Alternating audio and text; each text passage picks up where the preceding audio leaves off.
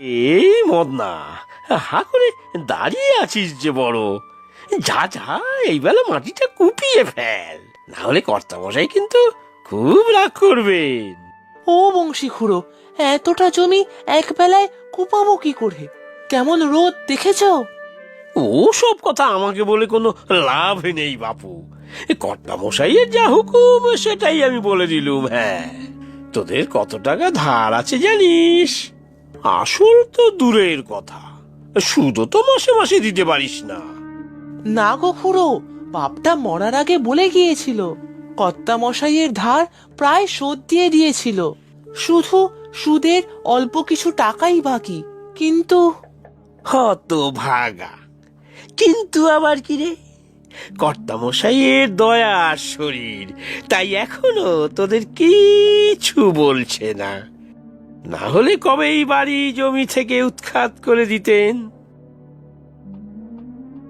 চুপচাপ মুখ বন্ধ করে কাজ কর, আমি আবার আসবো দুপুরে, কেমন?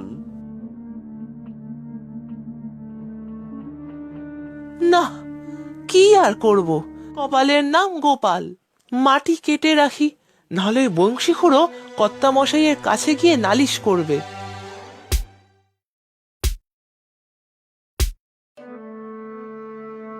উফ, আর যে পারছি না, এখনো কতটা কাজ বাকি। মদন, মদন রে, আয় বাপ, এবারে 4টি ভাত খেয়ে নে। আসছি মা, তুমি গাছের ছায়াতে যাও, খুব রোদ আজকে। সে তো জানি বাছা, এই রোদে এমন হাড় ভাঙা খাটুনি খাটতে হচ্ছে, আমি যে আর দেখতে পারছি নে বাপ। তুমি চিন্তা করো না মা, আমি গায়ে খেটে বাবার সব ঋণ শোধ করে দেব, তারপর স্বাধীনভাবে কাজ করব, আর তোমাকে নিয়ে তীর্থে ঘুরতে যাব। তাই হোক বাছা, তবে আমার মনে হয় কর্তামশাই আমাদের ঠকাচ্ছে। ঋণের কাগজপত্রও তো চাইলে দেখান না। বংশী খুড়ো তো বলে অনেক টাকার সুদ বাকি এখনো। যাক, তুমি কি এনেছো খাবার? কি আর আনবো, পান্তা ভাত আর বেগুন পোড়া। বেগুন পোড়া? আমাদের বাগানের বেগুন নিশ্চয়। হ্যাঁ রে, গোল বেগুনটা আজ পেরেছি, আর কোনো সবজি ছিল না আজ রান্না করার জন্য। বেগুন পোড়া হলে আর কিছু লাগে নাকি? তুমি ভাত বেড়ে দাও, আমি পুকুর থেকে হাত মুখ ধুয়ে আসি। এই মদনা, মদনা, দেখো, যা ভেবেছিলাম তাই, কাজ না করে ঘুরে বেড়ানো হচ্ছে, আর তোমাকেও বলিহারি যাই মদনের মা, কাজের সময় এসে ছেলেটার মাথা খাচ্ছ। না না বংশী মশাই, আমি মদনের কাজের ক্ষতি করতে আসিনি, দুপুরের খাবারটা দিতে এসেছি। না হলে না খেয়ে কাজ করতে হবে আমার মদনের, শরীর ভেঙে যাবে ছেলেটার।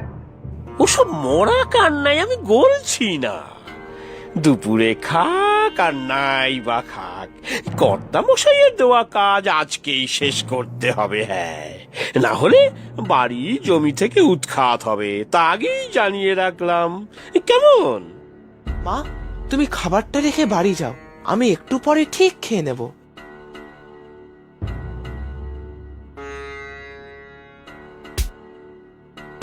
শোন মদনা, নিজের ভালো চাস তো তাড়াতাড়ি কাজ শেষ কর, আমি আবার বিকেলে আসব, তার আগে আবার লেজ গুটিয়ে পালাস না যেন, বুঝলি? গাছের এদিকটাতে তো একটু ছায়া পড়েছে, আগে এখানেই মাটি কাটি, তারপর খেয়ে নেব।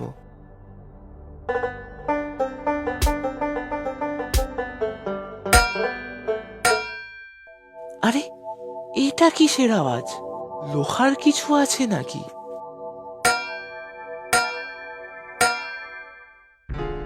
আরে বাস, এটা তো একটা পেতলের প্রদীপ মনে হচ্ছে।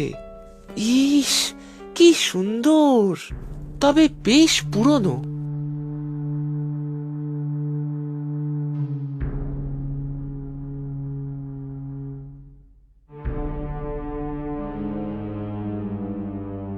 বাহ, খুব সুন্দর প্রদীপ তো। কিন্তু এখানে এটা এলো কিভাবে? ইস, নিচের দিকটা একটু মাটি লেগে আছে।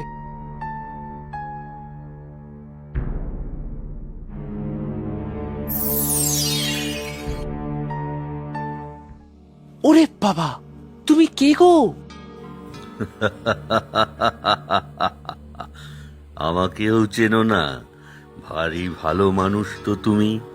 আমি ভালো মানুষ? কি জানি, হবে হয়তো। কিন্তু তুমি কে, আর হঠাৎ করে এসে পড়লে কিভাবে? ও বাবা, আমি আবার হঠাৎ করে এসে পড়ব কি গো? নিজের ইচ্ছেই কি আমি আসতে পারি নাকি? তুমি তো আমাকে ডেকে আনলে। আমি ডেকে এনেছি? তুমি আমার এই প্রদীপটা নিতে আসনি তো? সত্যি বলছি, আমি এই প্রদীপটা মাটি কাটতে কাটতে হঠাৎ পেয়েছি। কোথাও থেকে চুরি করিনি আমি। সে আমি বুঝতেই পেরেছি। তুমি বেশ ভালো